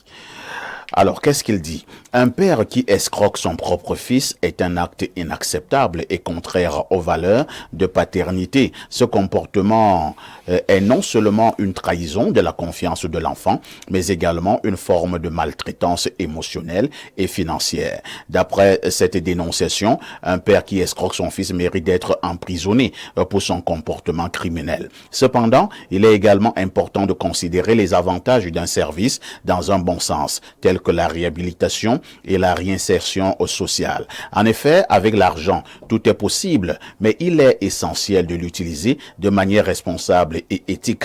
Un père qui escroque son fils pour l'argent comme une double faute, non seulement il trahit la confiance de son enfant, mais il lui enseigne également que l'argent est plus important que les valeurs morales et les relations humaines. Il est donc impératif que les pères soient des modèles de vertu et d'intégrité pour leurs enfants et qu'ils leur enseignent que l'argent est un moyen et non une fin en soi. C'est signé Manvoref. Quand c'est bien écrit comme ça, tu vois, tu ne te rends même pas compte que c'était très long. C'était très long. Mais c'était bien écrit. C'était bien écrit. Bien ponctué. Bien ponctué. Ouais. Je n'avais pas de problème. Un autre message. Alors, c'est la belle-sœur de Blériot qui aime trop me taquiner, Pancras de Guidère. Qu'est-ce qu'elle dit? Bonjour à ici et toi, Adalbert Parfait. Voilà. Elle aurait retenu le nom de Ruben Oumiobin. Et à tout ton panel. Concernant la dénonciation, ce papa adoptif est méchant. Il a exactement expliqué l'adage qui dit qu'on te tend la main et tu prends tout le bras. Je suis désolé, mais si c'était moi, j'allais plutôt encourager ses acheteurs acheteur de le foutre en prison parce que c'est un malhonnête. Donc, parce que tu t'es occupé de ton fils, ça veut dire que tu dois lui faire ce que tu veux? Non, monsieur. Je me demande si ce monsieur n'est pas par hasard le grand frère de Chitou Chitou. Non, prends-toi, chez toi à plier. Non, Chitou Chitou a remboursé, Il a ça plié, va. ouais. Prends-toi, s'il a plié. Non, ça va, ça va. Chez toi à payer. Bonjour, monsieur Parfait. Ici, j'espère que vous allez bien. Je suis dans des problèmes et je sollicite votre aide. Je vous en prie, mais je vis en France. S'il vous plaît, j'attends votre réponse. Moi, je sais d'abord que tu as quel problème. Est-ce que tu es sûr que ton problème, moi, je peux t'aider? Il peut arriver que ça dépasse même les miens. Donc, Non, les gens qui sont en France n'ont pas les mêmes problèmes. Ah bon, hein? Il faut essayer à connaître son problème. Appelle-moi après l'émission, on verra. Bonjour, monsieur, comment je dois faire pour être comme vous? Qui se voit dans la télévision, partout? Quel moyen dois-je faire? Je lis comme c'est écrit, hein. Ne dites pas que c'est moi qui parle comme ça. Je vais vous rencontrer. Il faut entrer dans les sectes. Moi, Bon, Blaireau dit qu'il faut entrer dans les sectes. Voilà. Il faut être un très grand sorcier. Voilà. Alors, il y a un autre téléspectateur du 213, c'est l'Algérie. Bonjour, espace miné. Il y a un proverbe de mon village, Bamindjou et Baham, qui dit qu'il faut toujours... avec un petit 1 500 000 francs, il faut toujours peut-être avoir un petit 1 500 000 francs dans sa poche, surtout le mois de janvier et février, où les gens sont en difficulté financière, après avoir dépensé tout l'argent pendant les fêtes, car tu peux tomber sur un terrain à vendre chaud, avant qu'une autre personne ne soit au courant. Tu déposes d'abord les 1,5 million sur la table. Vous voyez alors. Vous voyez alors. Ça, c'est l'entourloupe. Le terrain à tout prix. Des fois, tu vas avoir 1,5 million dans la poche. Chaud. Tu peux tomber sur un terrain là. Quelqu'un est en difficulté. Un terrain qui a une valeur de 10 millions, tu déposes d'abord 1,5 million, tu prends. Alors, ce matin, comme nous vous l'avons dit en ouverture, nous marquons un arrêt dans le cadre de Mardi Entrepreneuriat pour parler de l'investissement dans notre pays. Le Cameroun ce jour, la problématique est simple. Investir au Cameroun, est-ce un bon choix? Investir au Cameroun, quels peuvent être les atouts? Certainement aussi par moments des inconvénients. Comme d'habitude, Joseph Zambo nous plante le décor. Alors, parfois ici, le Cameroun est souvent défini comme étant l'Afrique en miniature. Donc, c'est un pays qui présente beaucoup d'atouts. Déjà, sur le plan agricole, on a des terres très fertiles et très disposées à la grande agriculture, de l'agro-industriel en fait. Et puis, de l'autre côté, on a aussi beaucoup d'activités qui sont en développement. On a des routes qui se construisent, on a des projets énergétiques tels que les barrages hydroélectriques et pas mal d'autres activités qui présentent un fort potentiel. De l'autre côté, on en a aussi de petites difficultés qui viennent du côté surtout des procédures administratives pour sécuriser les investissements parce que justement les plus gros investissements viennent beaucoup plus avec les Camerounais qui sont de la diaspora et qui souhaitent justement s'investir aux activités dans notre pays. Puisqu'ils sont allés se débrouiller de l'autre côté avec le peu qu'ils ont et de l'amour qu'ils ont envers le pays, ils veulent revenir investir chez eux et il n'y a pas encore suffisamment de sécurité à ces activités. Beaucoup jusqu'à aujourd'hui passent encore par des amis, des connaissances, la famille et comme dans plusieurs dénonciations ici, on voit des difficultés qui viennent à cela, des escroqueries et autres. Mais alors, est-ce qu'il y a un ministère en charge de sécuriser les investissements de la diaspora? Et s'il est là, est-ce que le travail se passe bien? J'en ai eu à échanger avec plusieurs qui présentent des difficultés même ou de la lenteur à créer une entreprise lorsqu'on est un membre de la diaspora. D'autant plus qu'à un moment donné, on n'est plus considéré comme un Camerounais lorsqu'on a une nationalité autre. Donc autant de situations qui nous permettent aujourd'hui de dire oui, le Cameroun est une bonne terre d'opportunité pour les investissements. Aussi, il y a des difficultés, mais qui sont remédiables. Merci Joseph Zambo. Ibrahim, la destination Cameroun est-elle indiquée quand l'on est un investisseur ou alors lorsqu'on est un entrepreneur? Parfois, ici, qu'on soit un investisseur ou qu'on soit un entrepreneur, le Cameroun reste et demeure une terre d'opportunités. Il faudrait peut-être rappeler déjà que l'investissement, c'est l'action de mettre des ressources qui peuvent être de l'argent, du temps ou des compétences pour pouvoir, dans une activité, un projet, pour pouvoir créer ou des revenus et des bénéfices de façon consistante. Et aussi longtemps que l'Afrique, le Cameroun, est une terre de besoin, autant l'opportunité est présente. C'est vrai que certains vous parleront du fait qu'ils sentent une forme d'instabilité politique, ils sentent l'absence au niveau infrastructurel d'un ensemble d'éléments. Il semble que la corruption vraiment au Cameroun, elle est très poussée. Est-ce qu'on va y arriver? Et qu'à un moment, on regarde l'investissement et puis on se dit, cet investissement, c'est vrai, c'est une terre d'opportunité, mais c'est risqué. Je voudrais simplement encourager les investisseurs, les potentiels financeurs à se dire qu'il n'y a pas d'activité qui n'est pas risquée. La dernière fois encore, on expliquait que le risque, c'était la survenance d'un événement qui vient perturber le bon fonctionnement ou vos objectifs ou le bon déroulé de votre activité. Donc, partout, dans tous les domaines, il y a des risques, mais je crois qu'au Cameroun, on peut investir dans des activités où on a au moins un risque mesuré. C'est-à-dire qu'on peut contrôler les pertes qu'on a. Il y a des activités qui permettent de moins perdre, comme il y a des activités qui permettent de perdre de façon renversante. Merci Ibrahim pour ce regard. Je passe la parole à l'homme politique qui est sur ce plateau, doublé de sa casquette de juriste, Maître Chia, de manière régulière. Ils sont nombreux qui se plaignent, que ce soit les Camerounais vivant au pays, que ce soit ceux qui sont à l'extérieur, que ce soit même des personnes d'autres nationalités qui veulent investir au Cameroun, ils se plaignent. Les tracasseries sur le plan administratif, ce qui fait en sorte que beaucoup pensent que la destination Cameroun reste compliquée. Oui, vous savez que moi je ne voudrais pas entrer sur un aspect purement technique que les deux autres copanélistes viennent d'évoquer. Tout à fait. Lorsqu'on parle d'un investissement, il s'agit d'un engagement d'une personne ou d'un groupe de personnes qui décide de mettre sur pied une activité. Et la plupart du temps, c'est une activité à but lucratif.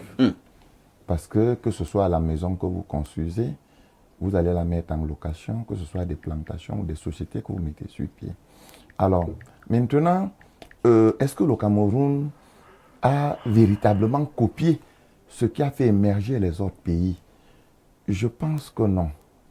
Parce que je ne voudrais pas m'attarder sur les raisons géographiques que l'autre panéliste a évoquées, notamment sur le Cameroun qui est l'Afrique en miniature, avec tout ce qui est de bon sur le plan de nos terres. Ce que je voudrais dire, c'est que je crois que vers les années 1990, la Chine n'était pas très loin du niveau de développement des pays du tiers-monde, notamment le Cameroun.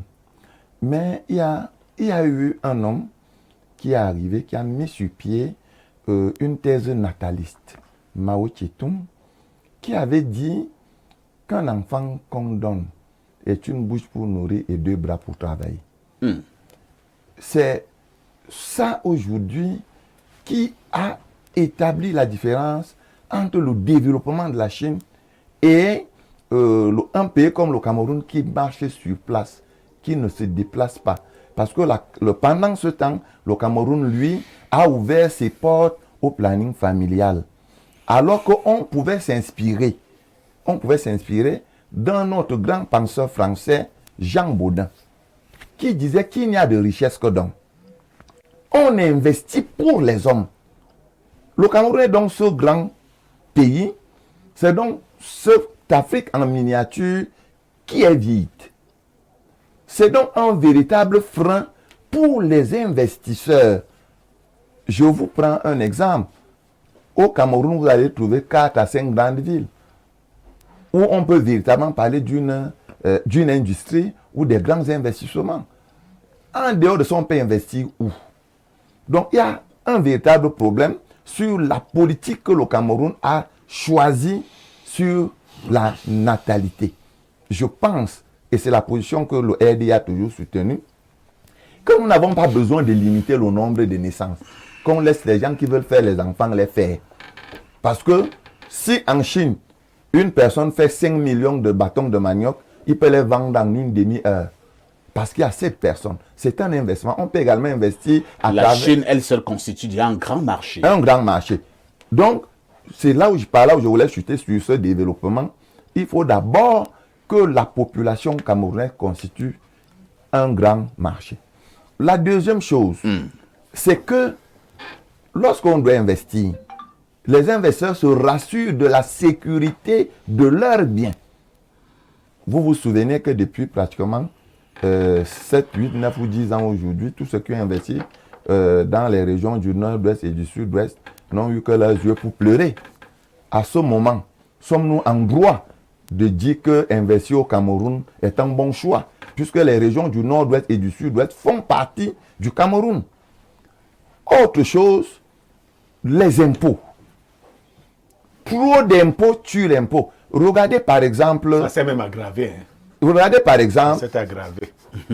La même voiture qu'on achète en France, qui passe par nos ports, où le dédouanement est peut-être le triple. Les Camerounais sont obligés d'abandonner nos ports et tout ça là pour aller chercher les véhicules au Bénin. Avec tout ce que cela comporte comme risque. Alors, investir dans le Cameroun est-il un bon choix? Je pense, comme homme politique, que le gouvernement n'encourage pas les investisseurs. Le mauvais état des routes, j'ai parlé de la fiscalité, le mauvais état de route, la corruption. La corruption. Vous vous souvenez, le ministre Issa Chiroma Bakari avait fait un tour à Douala et c'était une séance de travail.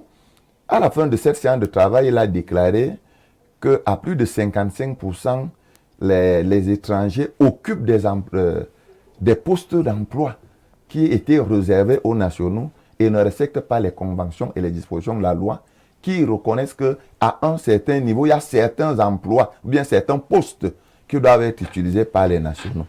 Alors, qu'est-ce qu'il a proposé aux Camerounais, aux jeunes Camerounais qui veulent de l'emploi? Rien. Jusqu'à aujourd'hui, vous allez voir que même les tâches subalternes dans ces sociétés sont occupées, les postes autant pour moi, par ces étrangers. Alors, le gouvernement véritablement est un gouvernement de discours. Et à ce moment, lorsque vous êtes dans un pays comme le Cameroun, c'est un gros risque de venir investir. Je vous prends un simple exemple. Et vous chuterez par là. Justement, vous avez votre entreprise qu'on appelle Info TV. Vous devez passer à la CNPS. Le délégué du travail passe, celui de l'emploi passe, les impôts passent. Vous allez vous en rendre compte que tous ces différents passages-là visent une seule chose.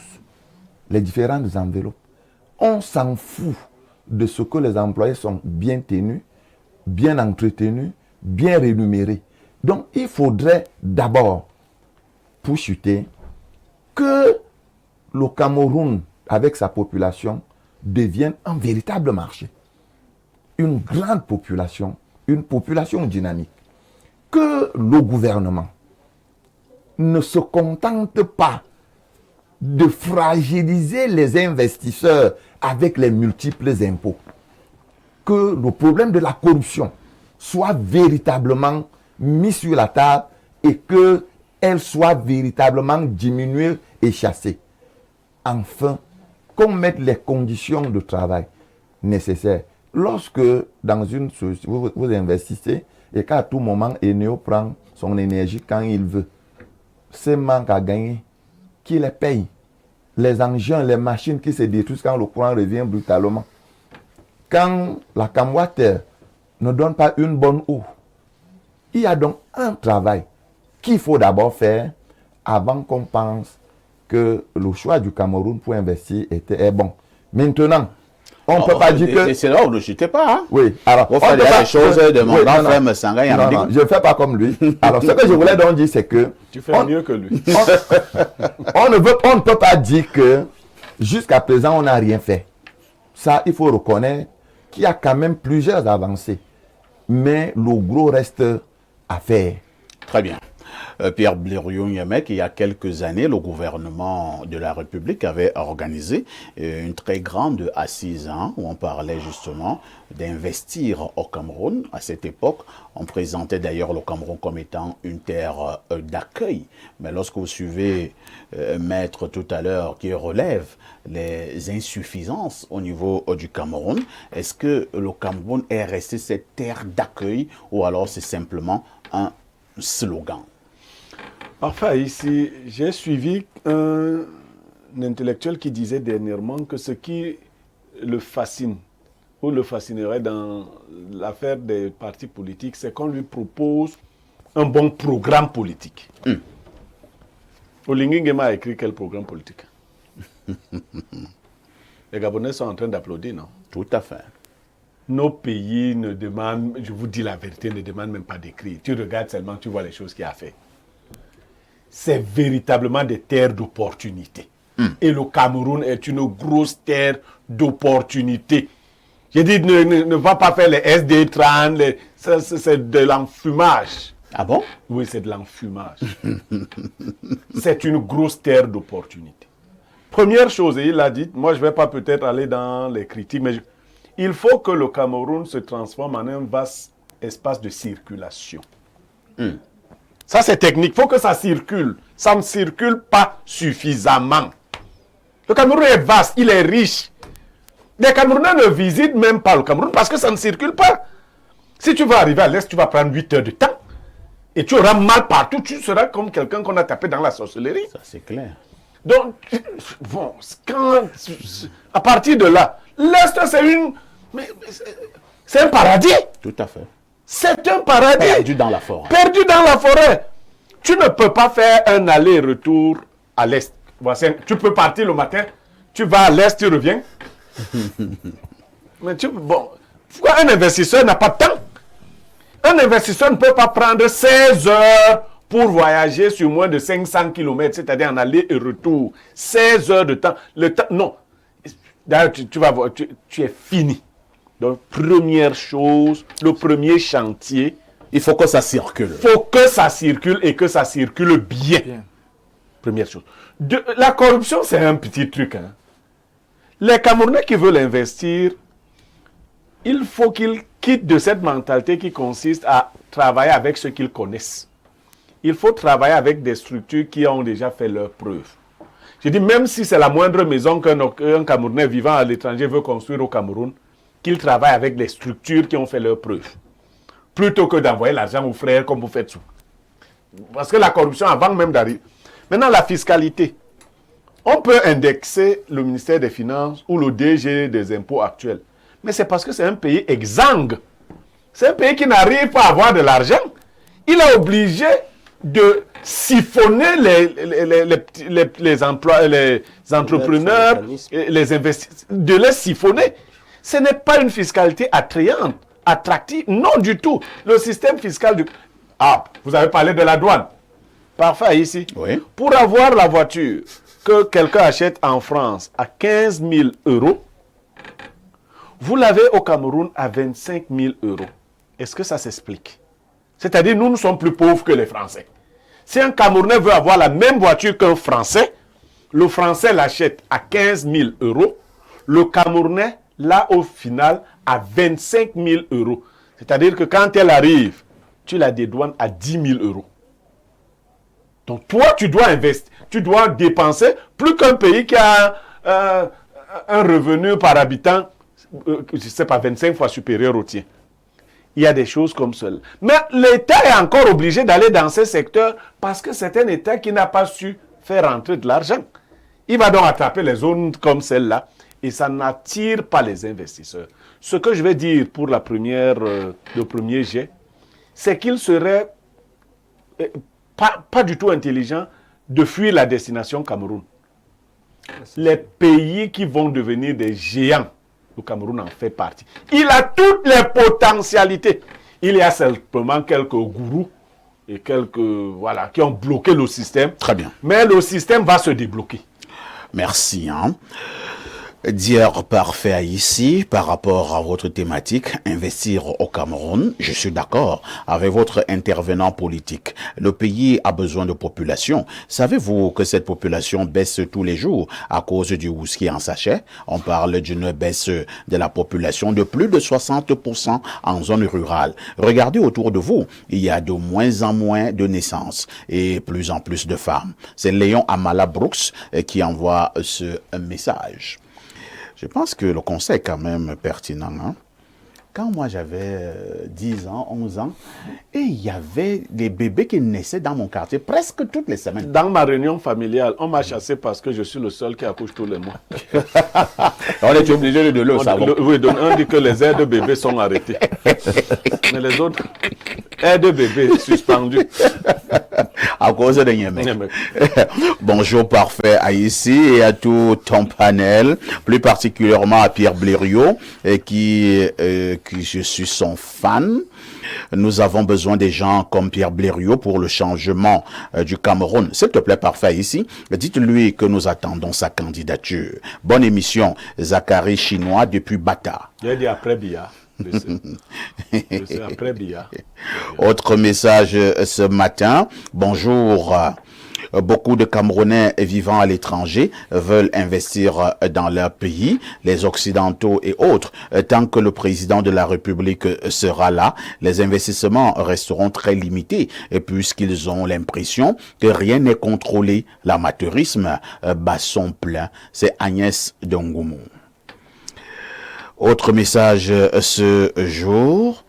Que dit celui-ci? Bonjour à vous en studio, c'est Benoît depuis Manfé. J'ai un souci et je sollicite un conseil venant de vous. Après le décès de papa, il y a eu un partage des biens entre les enfants de la première femme et la deuxième. Et alors, la deuxième a vendu ses biens et abandonné nos frères à eux-mêmes. En retour, nous voulons récupérer ces plantations pour que dans les temps à venir, nos petits frères ne viennent pas nous déranger dans notre position. Alors, je demande conseil auprès de vous. Moi, je n'ai rien à te dire, hein. Quelqu'un lui dit quelque chose? Mais ce sont ses frères, non? Leur maman a été indélicate. Ce sont ses frères, il va les jeter. Blériot t'a donc répondu. Bonjour Monsieur Parfait ici, bonjour à ton panel, c'est riche. La question du choix d'investir au Cameroun est intéressante dans la mesure où le Cameroun offre des opportunités d'investissement dans divers secteurs tels que l'agriculture, les infrastructures, les énergies renouvelables et les technologies. Cependant, il est important de considérer les défis liés à la stabilité politique, à la corruption et aux infrastructures. Alors la question du choix d'investissement est également à prendre en compte de la part d'un fan de l'émission. Bonjour le panel. Très bon débat. La dette commerciale n'est toujours pas payée par le Cameroun. Ça dit tout aux investisseurs. C'est Monsieur Djoufna qui envoie cette contribution. On lit 2 ou 3 dernières préoccupations. Hein. Allons au 212. C'est le Maroc. Alors, que dit le téléspectateur du Maroc? C'est également un long message. Hein? Bonjour au François Georges de la modération. Georges François.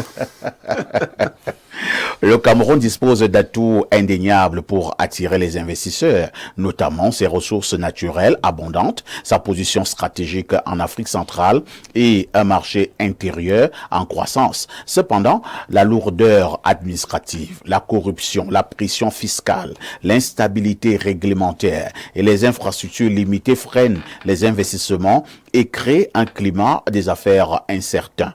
Des réformes ciblées pourraient améliorer l'attractivité du pays et libérer son plein potentiel. Par ailleurs, tonton Adalbert, n'oublie pas que tu nous as promis de parler des rêves ce jeudi. La chance que tu as, c'est d'avoir des téléspectateurs qui n'oublient rien. Faudra nous ramener à l'Indouk et pourquoi pas le grand Djibokas. Pour chuter, voici la citation du jour. Nul ne peut être parfait s'il n'est haïti. Dixit Shalom, moi-même.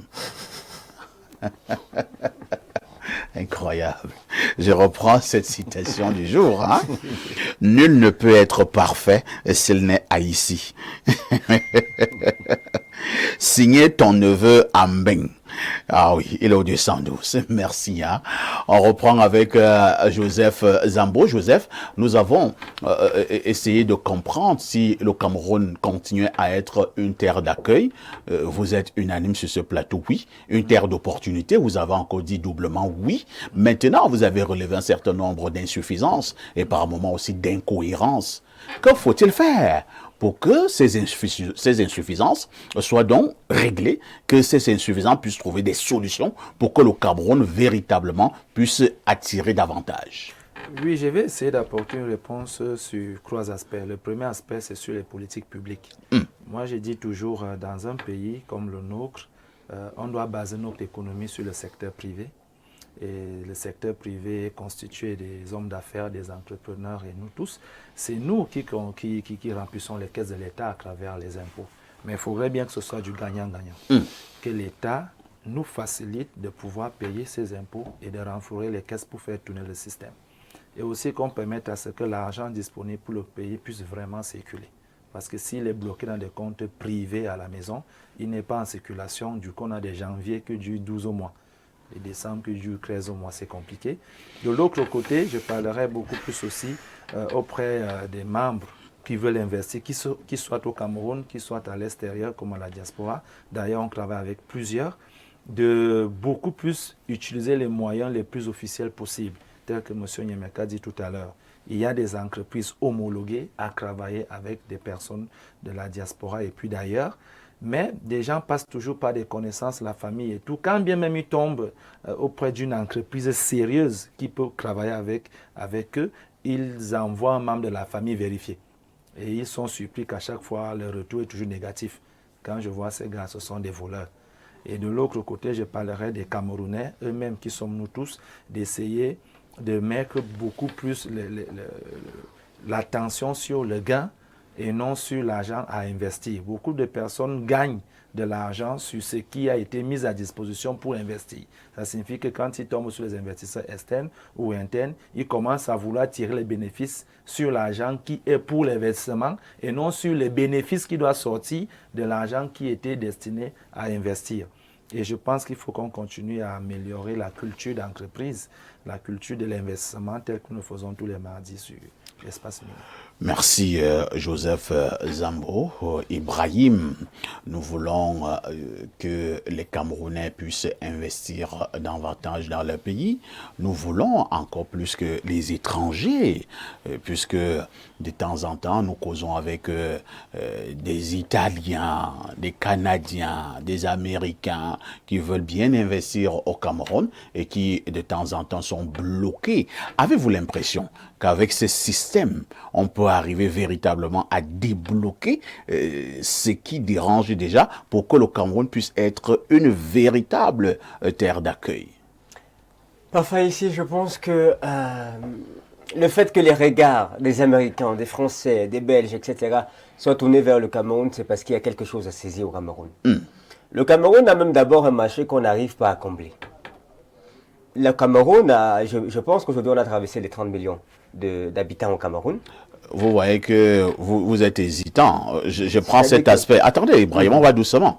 Dans un pays où on ne connaît pas exactement combien nous sommes, est-ce que ça ne crée déjà pas un problème en termes d'attirer des investisseurs? C'est-à-dire, au Cameroun, on parle du genre, nous sommes environ 25 millions, nous sommes environ 30 millions. Le dernier recensement de la population du Cameroun, il date de quand? 2012, je crois. 2012. Ça fait une vingtaine d'années. 22 ans. 22 ans par là. 12, alors, le Cameroun, nous ne savons pas combien nous sommes. Est-ce qu'au niveau de l'investissement, ça ne compte pas la population?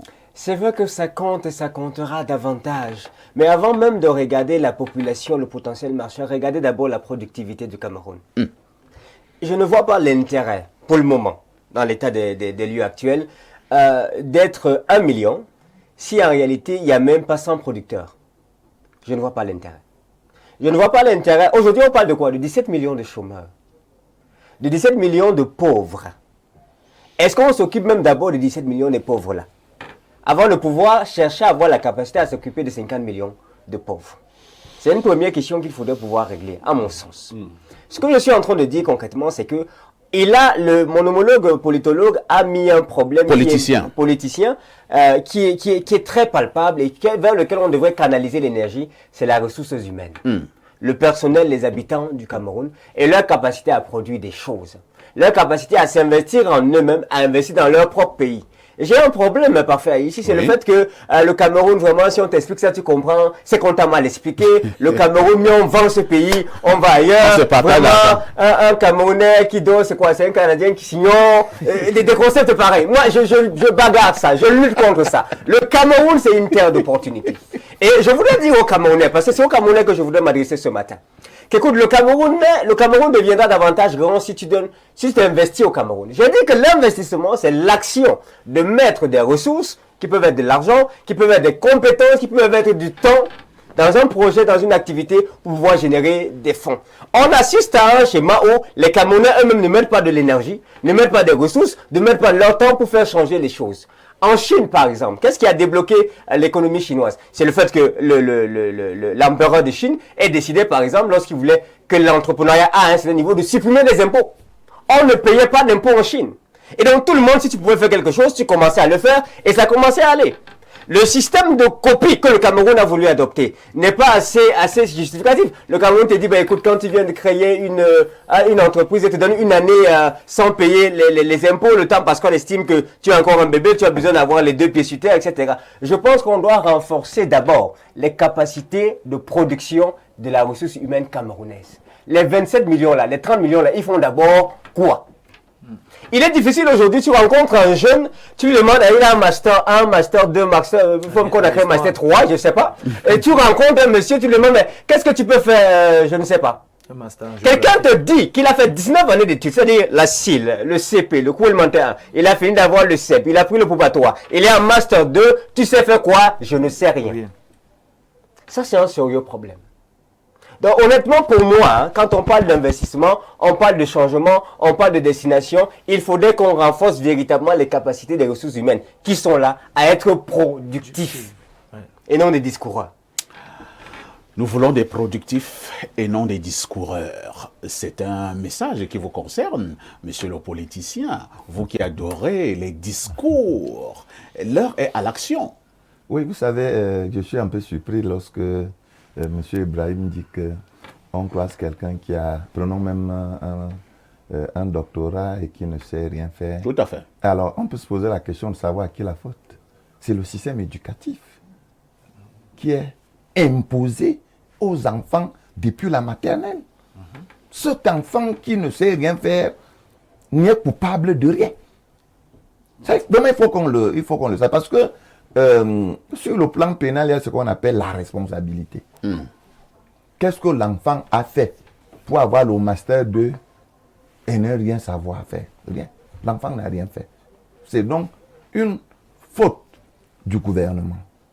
Alors, ce que je voudrais dire, c'est que lorsque vous dites qu'on ne doit pas chercher à ce que la population s'augmente parce qu'on n'arrive pas à gérer les 30 millions que nous avons. Mais pourquoi on ne gère pas les 30 millions? C'est parce que l'argent qui est destiné au peuple ne va pas au peuple. Cet argent entre dans les poches des individus. Si on vous dit qu'il y a une pandémie qu'on appelle Covid-19, vous empruntez 180 milliards et que dans les 180 milliards, 25 n'ont même pas servi pour lutter contre le Covid-19. Les gens ont mis dans leur poche. C'est un problème d'argent. Il y a la chambre des comptes au Cameroun qui a sorti un rapport. Alors, un rapport très détaillé, voilà, où certains ministres en fonction ont pioché de manière barbare dans l'argent du Covid au Cameroun. Voilà. Donc moi je pense que... Et ces ministres-là disent soutenir le président Paul Biya. Oui, ils savent pourquoi ils soutiennent le président Paul Biya. Parce qu'en soutenant le président Paul Biya, l'épervier a perdu de pouvoir et de puissance. Donc l'épervier dort même beaucoup. C'est pour endormir l'épervier. Oui, l'épervier dort beaucoup. Donc moi je pense que le Cameroun est une terre d'accueil, comme vous le dites. Le sous-sol est riche. Très riche. Les Camerounais même sont hospitaliers. Ça, c'est naturel. Vous allez voir, partez de de Yabassi, tomber même en Goïla, le jour que vous arrivez, vous allez causer avec les Camerounais de ce côté comme si vous connaissez depuis. Et ils vont même vous demander de donner à manger. C'est une qualité de tous les Camerounais. Alors, maintenant, vous trouvez donc un peuple accueillant, des terres fertiles, avec un gouvernement quelconque, qui ne sert pas, mais qui se sert. Et vous parlez d'un investissement. Non, moi je pense que ce que nous devons faire, s'il faut faire des propositions, il faudrait revoir l'assiette fiscale. Vous insistez sur cette affaire d'impôt. À la baisse. Trop d'impôts tue l'impôt. C'est pas moi, c'est un vieux adage. Je suis né sur une trouver l'adage là. Et je vais mourir, je vais laisser ça. Et lorsque M. Blaireau dit tout à l'heure que la corruption n'est pas un phénomène, quand il prend la route Bertois, Yaoundé, mais non seulement vous ne pouvez pas faire aller-retour, mais il y a combien de contrôles? Vous avez loué, je prends un camion, vous partez de Douala, vous louez un plateau pour vous déposer rapidement la marchandise à Yokadouma. Combien vous donnez au chauffeur pour la route? Combien? C'est en fonction du nombre de barrières. C'est un phénomène, c'est un frein pour l'investissement. Et lorsque nous parcourons donc le Cameroun, on s'en rend compte, et là c'est pour le déplorer, que quel que soit le mauvais état des routes, monsieur Parfait ici, vous allez trouver un poste de contrôle de gendarmerie ou de police. Même si les trous sont au niveau des reins, vous allez trouver la barrière.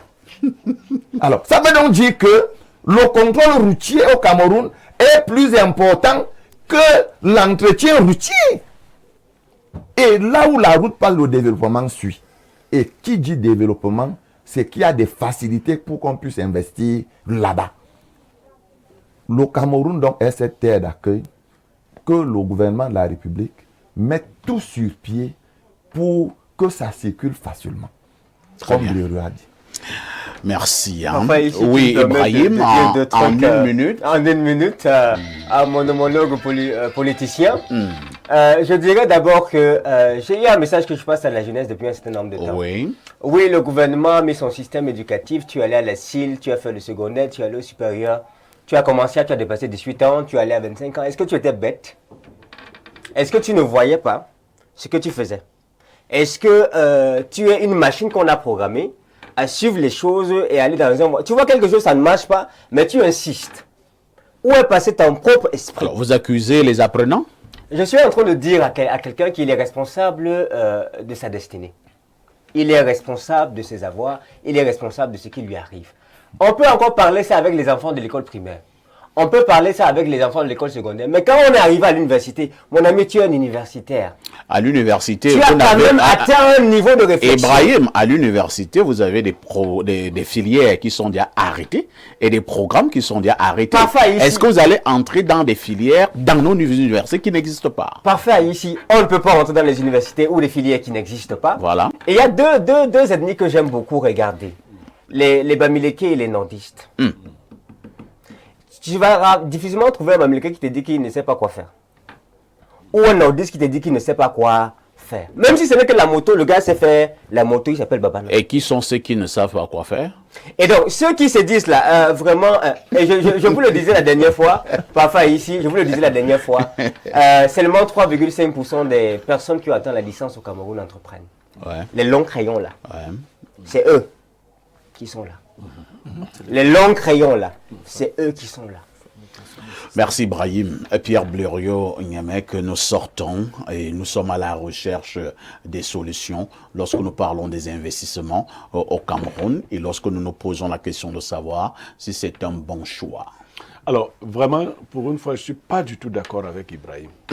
Je crois qu'il s'est planté.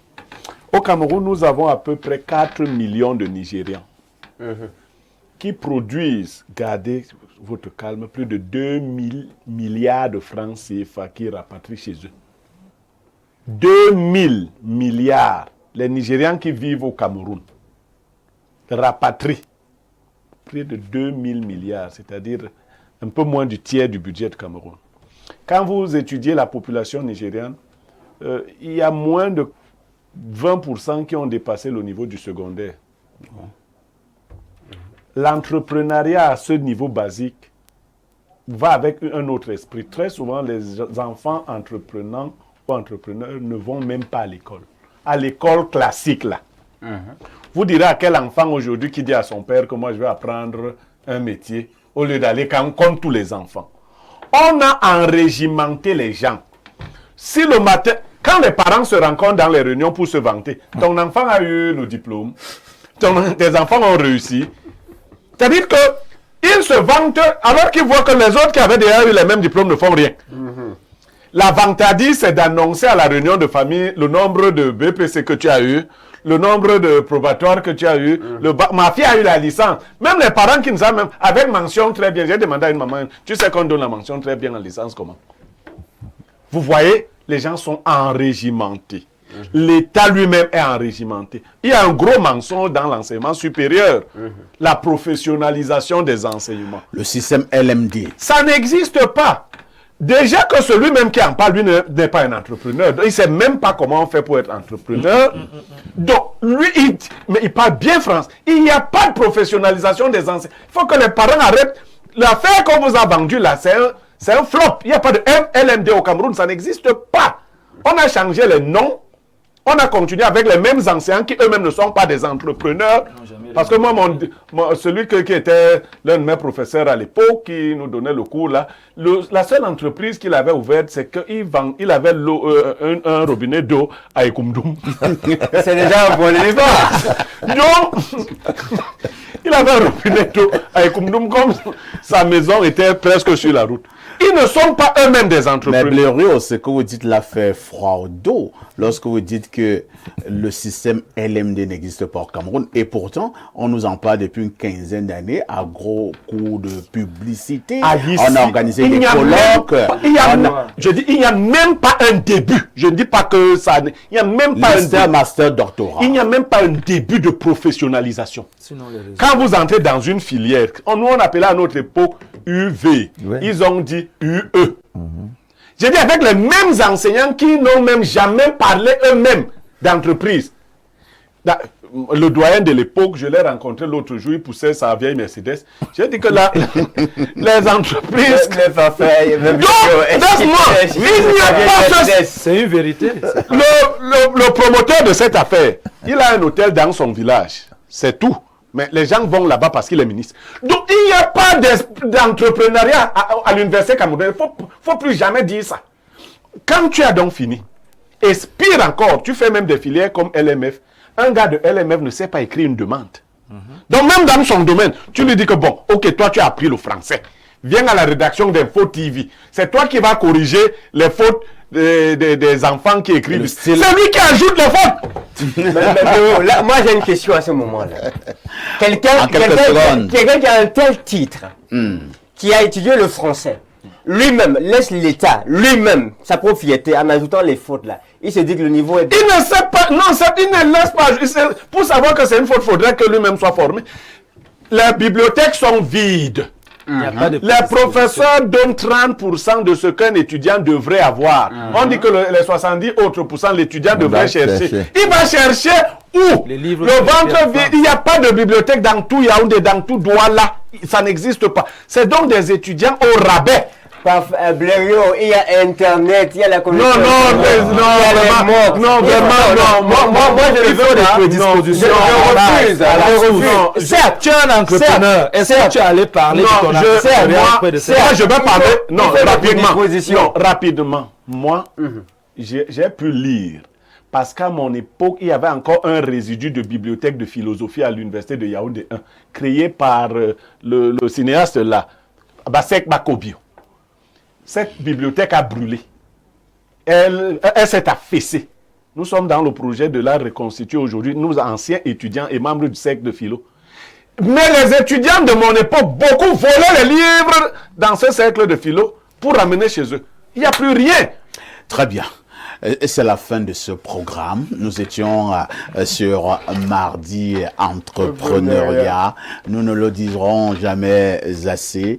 Notre objectif, c'est d'amener le plus grand nombre de personnes à investir, à entrer dans le domaine de l'entrepreneuriat, surtout les jeunes. Les jeunes doivent apprendre à entreprendre. Je vous dis également à la fin de ce programme que demain, nous risquerons d'avoir une très haute personnalité sur ce plateau. Et je pense qu'on parlera aussi beaucoup d'entrepreneuriat jeune. On parlera de l'investissement et de tout ce qui va avec. Merci à Joseph Zambo, infiniment merci à Ibrahim, Maxime Julien, bien des choses à Pierre Blériot Niemek. On remercie également l'homme politique qui était sur ce plateau. Il s'agit de Maître Chia. La rediffusion de ce programme, c'est tous les soirs à partir de 22h30. Une question avec tout ceci. Que faites-vous?